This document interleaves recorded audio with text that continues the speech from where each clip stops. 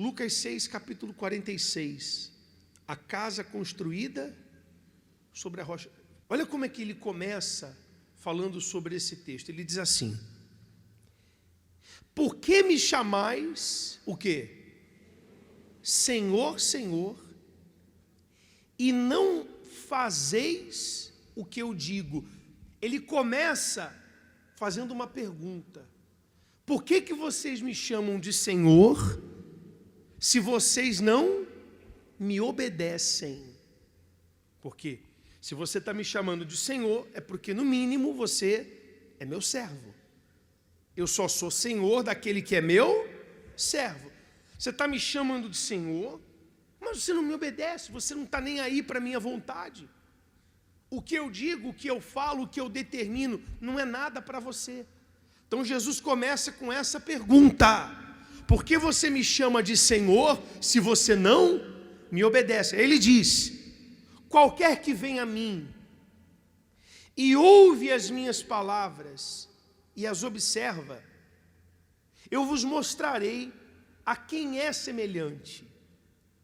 É semelhante ao homem que edificou uma casa, cavou, abriu bem fundo, pôs os alicerces sobre a rocha. Então aquele que ouve a palavra de Deus e pratica, obedece o que ele diz, é aquele que está construindo sobre a rocha. Ele continua: e vindo a enchente, bateu com ímpeto a corrente naquela casa, e não pôde abalar, porque estava afundada sobre a rocha. Estava fundada sobre a rocha. Então aquele que pratica a palavra de Deus, aquele que obedece o que sai do altar, é inabalável. Amém?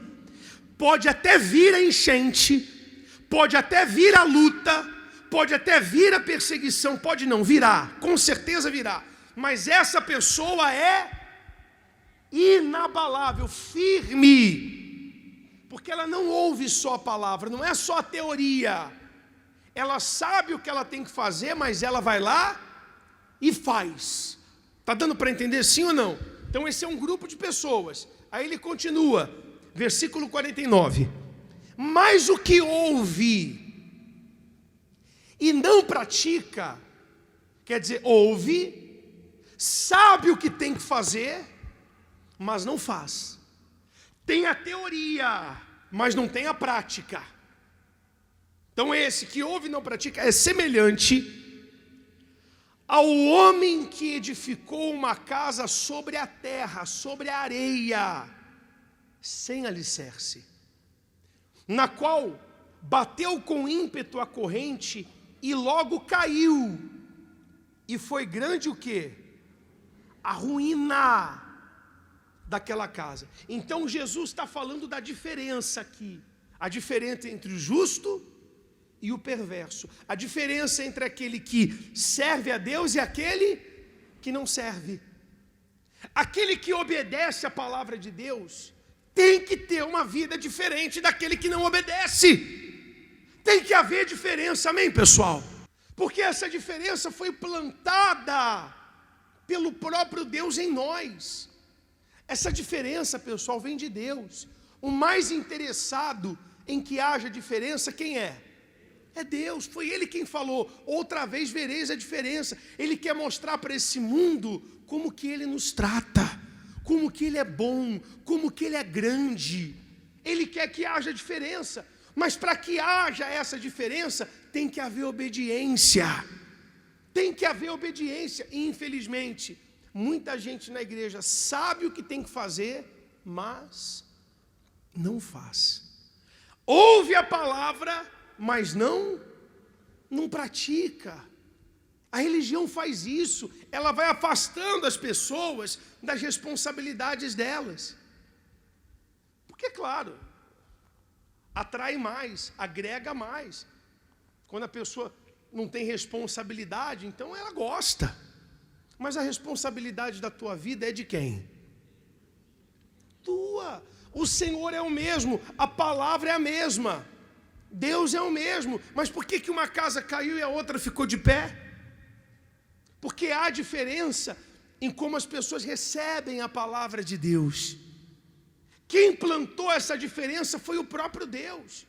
Quando a pessoa recebe o Espírito de Deus, ela passa a não pertencer mais a esse reino, ao reino do mundo, ao reino das trevas. Ela passa a pertencer ao reino de quem? De Deus. Então o reino de Deus está inserido na vida dela. E tudo que há no reino passa a existir na vida dela. Amém? Então ela tem paz, ela tem saúde. Porque no reino de Deus, pessoal, não tem doença, não tem miséria, não tem fracasso. Ou tem? Não tem. Então ela passa a viver a vida do reino, ela vive a vida do reino aqui. A diferença é essa: você passa a viver a vida que Deus quer que você tenha. Vai vir lutas? Claro que vai. Ele falou, a enchente veio para as duas casas, as lutas vieram para as duas casas, mas aquele que obedece, aquele que tem a vida no altar, que luta para se manter cheio do Espírito Santo, ele permanece. Agora, a questão é essa: é praticar, é obedecer, é entregar a sua vida. Amém? Amém?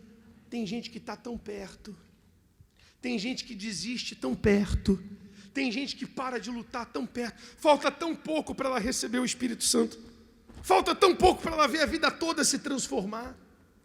Ela vai dizer assim: cansei. Não, não é cansar de lutar não, é cansar de viver a vida que você está vivendo.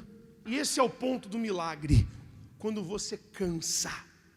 Ele diz: vinde a mim os cansa. Não é cansado simplesmente, cansei, e se joga no chão. Não, eu cansei de apanhar do diabo, cansei de viver essa vida que não tem nada a ver com a vida do reino.